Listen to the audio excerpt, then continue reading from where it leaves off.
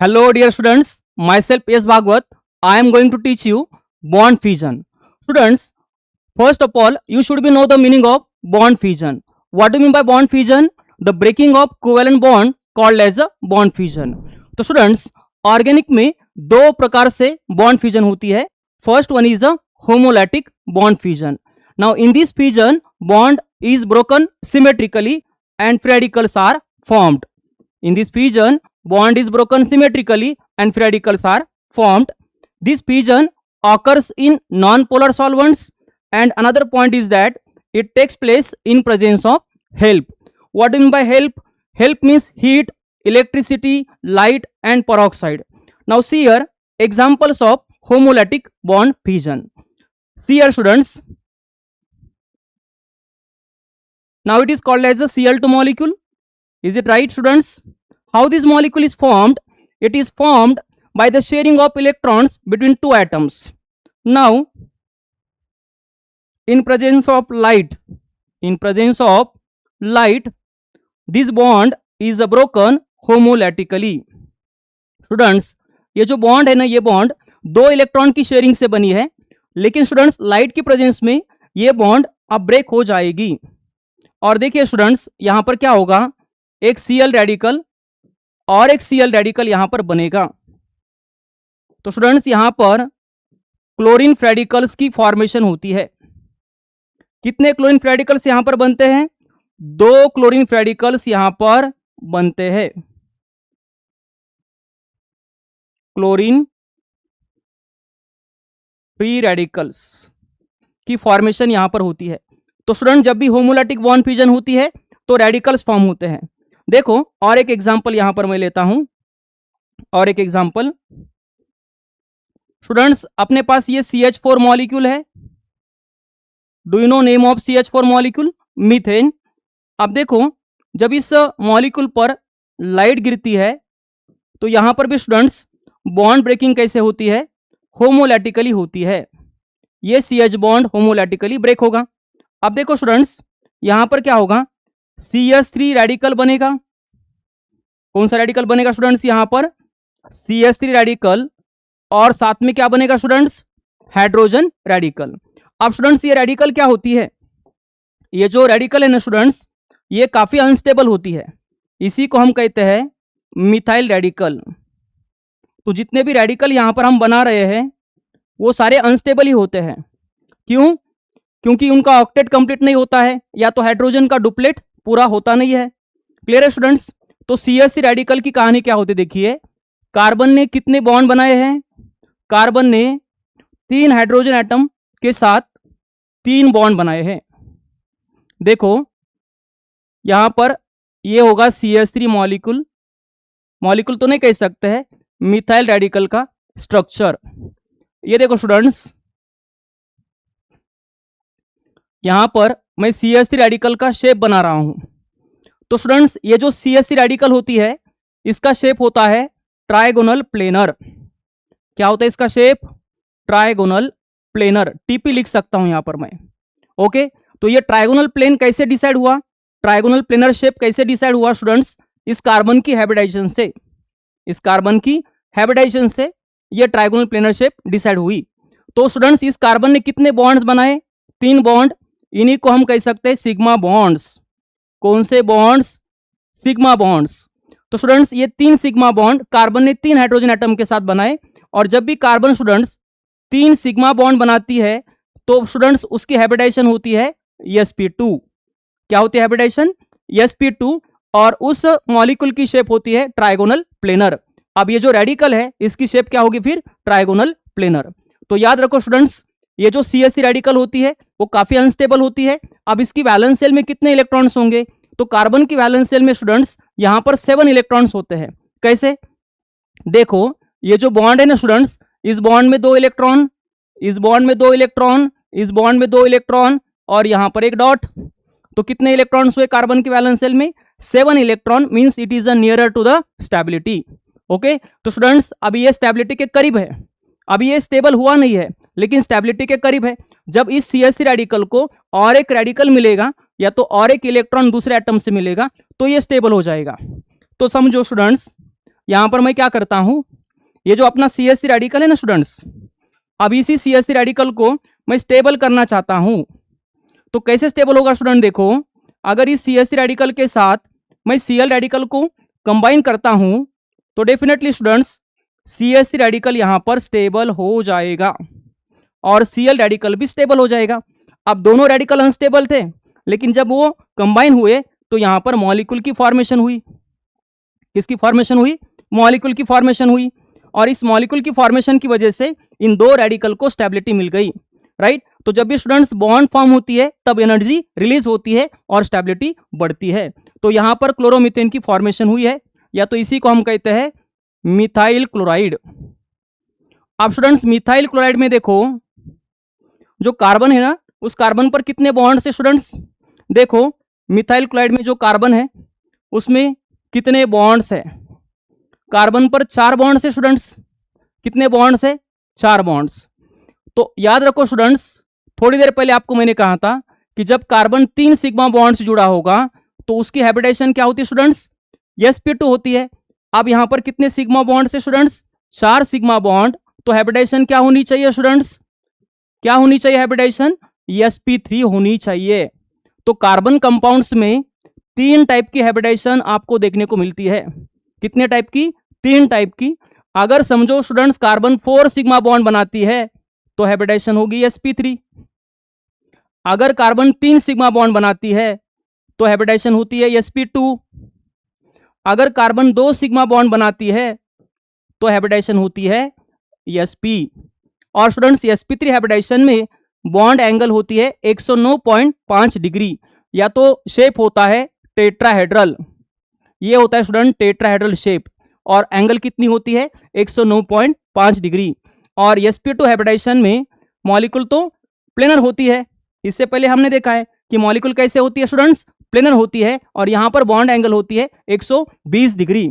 और स्टूडेंट्स अगर sp habitation होगा तो यहां पर स्टूडेंट्स कार्बन ने कितने सिग्मा बॉन्ड्स बनाए होंगे स्टूडेंट्स? 2 ही सिग्मा बॉन्ड बनाए होंगे, राइट है स्टूडेंट्स। जैसे कि यहां पर देखो ये एक सिग्मा बॉन्ड है और इस ट्रिपल बॉन्ड में एक सिग्मा बॉन्ड है, और बचे हुए 2 बॉन्ड्स क्या होते हैं स्टूडेंट्स? पाई बॉन्ड होते हैं। क्या होते हैं स्टूडेंट्स? पाई बॉन्ड होते हैं।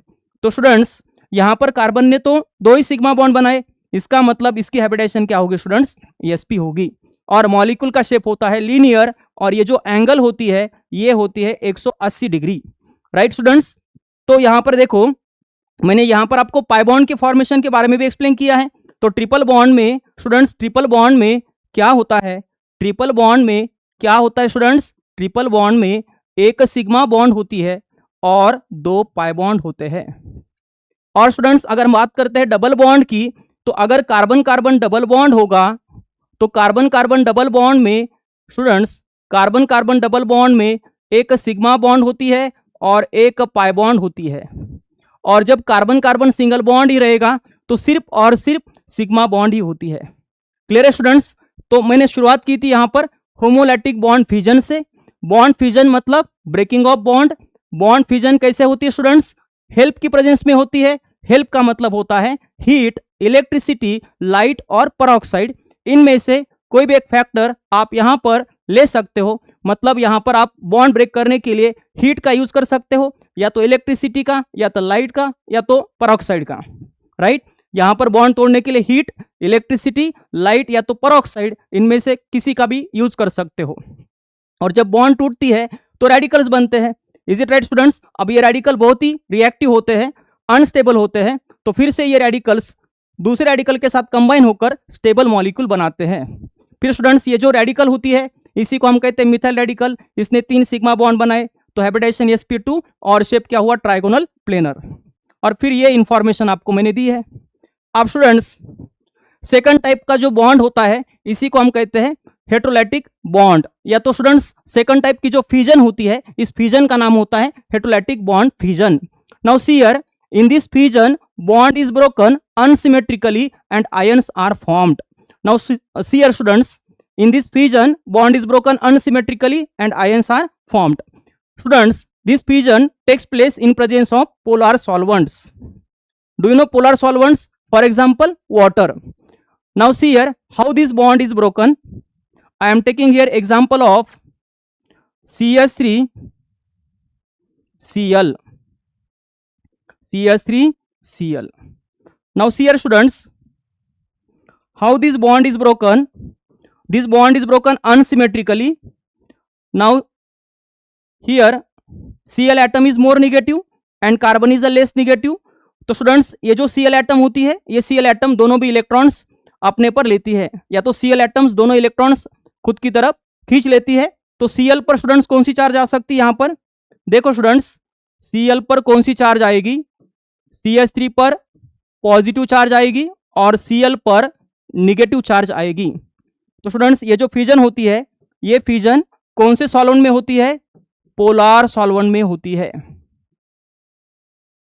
पोलर सॉल्वेंट में ये फ्यूजन होती है।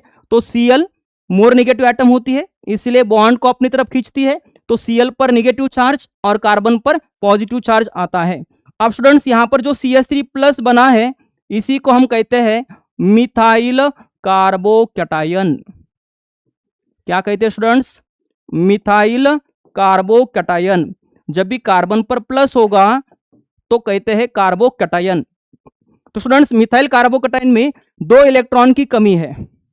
2 इलेक्ट्रॉन की कमी है, इसका मतलब क्या है कि स्टूडेंट्स इसका ऑक्टेट पूरा करने के लिए इसको और 2 इलेक्ट्रॉन चाहिए। जैसे कि देखो स्टूडेंट्स, कार्बन ने कितने बॉन्ड बनाए स्टूडेंट्स? यहाँ पर 3 बॉन्ड बनाए हैं। किसके साथ? 3 हाइड्रोजन एटम के साथ। अब स्टूडेंट्स ये होती है p ऑर्बिटल, जो कि कार्बन में वैकेंट होती है, और इस पर क्या है स्टूडेंट्स? प्लस है। तो यहां पर देखिए स्टूडेंट्स, इस कार्बन ने कितने सिग्मा बॉन्ड बना रखे हैं? 3 सिग्मा बॉन्ड। इसका मतलब इसकी भी हैबिटेशन क्या होगी स्टूडेंट्स? sp2 होगी। और शेप क्या होगा? Trigonal planar. बॉन्ड एंगल कितना होगा स्टूडेंट्स? 120 डिग्री होगा। तो स्टूडेंट्स ये जो कार्बोकैटायन है, इसमें कितने इलेक्ट्रॉन की कमी है? इसमें 2 इलेक्ट्रॉन की कमी है फॉर कंप्लीशन ऑफ ऑक्टेट। तो ये CH3 प्लस क्या कर सकता है स्टूडेंट्स? ये CH3 प्लस किसी भी इलेक्ट्रॉन रिच मॉलिक्यूल से इलेक्ट्रॉन गेन कर सकता है। जैसे कि मेरे पास समझो स्टूडेंट्स NH2 माइनस है या तो OH माइनस है। तो NH2 माइनस क्या करेगा स्टूडेंट्स? इस CH3 प्लस को 2 इलेक्ट्रॉन देगा। और यहां पर स्टूडेंट्स CH3 प्लस को 2 इलेक्ट्रॉन मिलने पर ये देखिए यहां पर एक बॉन्ड बन जाएगी CH3NH2। तो इसी प्रकार से स्टूडेंट्स यहां पर मिथाइल अमीन की फॉर्मेशन हो जाएगी। तो ये होती है आपकी इलेक्ट्रोफाइल। मिथाइल कार्बोकैटायन को हम क्या कह सकते हैं स्टूडेंट्स? इलेक्ट्रोफाइल, क्योंकि इसमें इलेक्ट्रॉन की कमी है। अब देखो और एक एग्जांपल मैं लेता हूं हेटेरोलाइटिक बॉन्ड फ्यूजन में। CH3Cu। Do you know students Cu क्या होता है? कॉपर मेटल होता है ना। Cu को हम क्या कहते हैं? कॉपर मेटल कहते हैं। और आपको यह पता है कि कॉपर की इलेक्ट्रोनेगेटिविटी कार्बन से तो कई गुना कम होती है ना स्टूडेंट्स। तो कार्बन क्या करेगा? अपनी तरफ बॉन्ड को खींचेगा। अब देखिए स्टूडेंट्स, यहां पर CH3 पर कौन सी चार्ज आएगी? CH3 पर आएगी माइनस, और कॉपर पर कौन सी चार्ज आएगी स्टूडेंट्स? प्लस आएगी। क्लियर है स्टूडेंट्स? तो अभी CH3 माइनस को मैं क्या कह सकता हूं? क्या इसी माइनस को मैं मिथाइल कार्बोनेट कह सकता हूं? बिल्कुल नहीं स्टूडेंट्स। अब ये तो निगेटिव है, तो इसी को मैं कहता हूं मिथाइल कार्ब एनायन। क्या कहता हूं स्टूडेंट्स? इसको मिथाइल कार्ब एनायन, जो कि स्टूडेंट्स इलेक्ट्रॉन रिच होता है, जिसमें इलेक्ट्रॉन की संख्या कितनी होती है? 8 होती है। देखो स्टूडेंट्स, यहां पर CH3 माइनस को हम कैसे रिप्रेजेंट कर सकते हैं? C पर कितने हाइड्रोजन है स्टूडेंट्स? 3। कितने हाइड्रोजन है C पर? 3 हाइड्रोजन। और स्टूडेंट्स यहां पर देखिए एक माइनस मतलब लोन पेयर के बराबर हो सकती है स्टूडेंट्स। यहां पर आप कार्बन पर लोन पेयर भी दे सकते हैं। तो इसकी वैलेंस शेल में कितने इलेक्ट्रॉन्स है? 8 इलेक्ट्रॉन्स है। इसका ऑक्टेट तो पहले से ही पूरा हुआ है। ठीक है स्टूडेंट्स, तो ये होता है इलेक्ट्रॉन रिच मॉलिक्यूल। और स्टूडेंट्स सबसे इंपॉर्टेंट यहां पर हैबिटेशन क्या होती है? तो स्टूडेंट्स 3 सिग्मा बॉन्ड तो कार्बन ने बना रखे हैं और इस पर एक लोन पेयर है। तो लोन पेयर एक सिग्मा बॉन्ड के बराबर काउंट होती है, तो हैबिटेशन होगा sp3। और स्टूडेंट्स यहां पर ज्योमेट्री टेट्राहेड्रल होती नहीं है। यहां पर जो शेप होता है वो होता है ट्राइगोनल पिरामिडल। और बॉन्ड एंगल 107 डिग्री कुछ मिनट हो सकता है, यहां पर 107 डिग्री आप कह सकते हो। मतलब टोटल बॉन्ड एंगल से भी कम बॉन्ड एंगल यहाँ पर देखने को मिल सकता है, 107 डिग्री बॉन्ड एंगल कह सकते हो। ठीक है स्टूडेंट्स, तो CH3 माइनस को हम क्या कह सकते हैं? CH3 माइनस को हम इलेक्ट्रोफाइल तो नहीं कह सकते हैं, ये ऑर्गेनिक में होती है न्यूक्लियोफाइल। क्या होती है स्टूडेंट्स? न्यूक्लियोफाइल। ये हमेशा न्यूक्लियस की ओर अट्रैक्ट होगी। और इलेक्ट्रोफाइल किसकी ओर अट्रैक्ट होती है स्टूडेंट्स? इलेक्ट्रोफाइल किसकी ओर अट्रैक्ट होती है? Electrophile attract towards electron. ठीक है स्टूडेंट्स, तो अभी देखो मैंने आपको दो कॉन्सेप्ट यहां पर एक्सप्लेन किए। कौन कौन से? एक तो पहले होमोलैटिक बॉन्ड फ्यूजन के बारे में एक्सप्लेनेशन दिया। होमोलैटिक बॉन्ड फ्यूजन में बॉन्ड कैसे टूटती है स्टूडेंट्स? सिमेट्रिकली बॉन्ड टूटती है, रेडिकल्स बनते हैं। और स्टूडेंट्स हेटेरोलाइटिक बॉन्ड फ्यूजन में क्या होता है स्टूडेंट्स? बॉन्ड अनसिमेट्रिकली टूटती है और आयंस फॉर्म होते हैं। यहाँ पर कैटाइन प्लस एनायन की फॉर्मेशन होती है। ठीक है स्टूडेंट्स, तो यहाँ पर देखो एक लास्ट क्वेश्चन दिया है कि ये जो मॉलिक्यूल है इसकी रिएक्शन हमें पोटेशियम साइनाइड के साथ करनी है। तो रिएक्शन कैसे होगी स्टूडेंट्स? देखो ये देखो स्टूडेंट्स, यहाँ पर K पर चार्ज क्या होता है? प्लस, Cn पर चार्ज क्या होता है? माइनस। और स्टूडेंट्स यहाँ पर देखो ये जो CCl बॉन्ड है ना स्टूडेंट्स, ये काफी स्ट्रॉन्ग बॉन्ड मानी जाती है। लेकिन स्टूडेंट्स Cl क्या कर रहा है? अपनी तरफ बॉन्ड को खींच रहा है। तो Cl पर कौन सा चार्ज आ सकता है? Delta minus. और CH2 पर डेल्टा प्लस। तो स्टूडेंट जब Cn माइनस का अटैक होगा तो ये बॉन्ड टूट जाएगा, राइट? जब Cn माइनस का अटैक होगा तो ये बॉन्ड टूट जाएगा। देखो तो Cl माइनस, ये Cn माइनस क्या करता है? ये CH2 पर अटैक करता है और यहां से Cl माइनस को रिप्लेस करता है। तो स्टूडेंट्स एक निगेटिव यहां पर दूसरे निगेटिव को क्या करता है? रिप्लेस करता है। और सबसे इंपॉर्टेंट ये है आपका न्यूक्लियोफाइल, जो कि इलेक्ट्रोफिलिक सेंटर पर अटैक कर रहा है। इलेक्ट्रोफिलिक सेंटर मतलब जिनमें इलेक्ट्रॉन की कमी है। तो स्टूडेंट्स यहां पर देखो प्रोडक्ट क्या मिलेगा आपको? देखो CH3CH2 क्या मिलेगा स्टूडेंट्स? प्रोडक्ट देखो CH3CH2Cn। तो स्टूडेंट्स ये कंपाउंड यहां पर आपको मिलती है CH3CH2C triple bond N। Do you know IUPAC name of this structure? तो स्टूडेंट्स IUPAC करते समय हम क्या करते हैं? यहां पर जो कार्बन है Cn वाली कार्बन, उसको 1 नंबर देते हैं, यहां पर 2 नंबर देते हैं और 3 नंबर देते हैं। तो स्टूडेंट्स यहां पर 3 कार्बन लॉन्गेस्ट चेन में है, तो 3 कार्बन को हम कहते हैं प्रोपेन। क्या कहते हैं स्टूडेंट्स? प्रोपेन। और Cn के लिए हम ऐड करते हैं सफिक्स नाइट्राइल, तो नाम होगा प्रोपेन नाइट्राइल। ठीक है स्टूडेंट्स, तो आगे की जो रिएक्शन है वो हम बाद में डिस्कस करेंगे। ठीक है, इस रिएक्शन को हम बाद में डिस्कस करेंगे। ठीक है, तो स्टूडेंट्स आज की क्लास में टाइप्स ऑफ बॉन्ड फ्यूजन के बारे में हमने डिस्कस किया और किस प्रकार से न्यूक्लियोफाइल इलेक्ट्रोफिलिक सेंटर पर अटैक करती है ये भी आपने सीख लिया है। ठीक है, थैंक यू।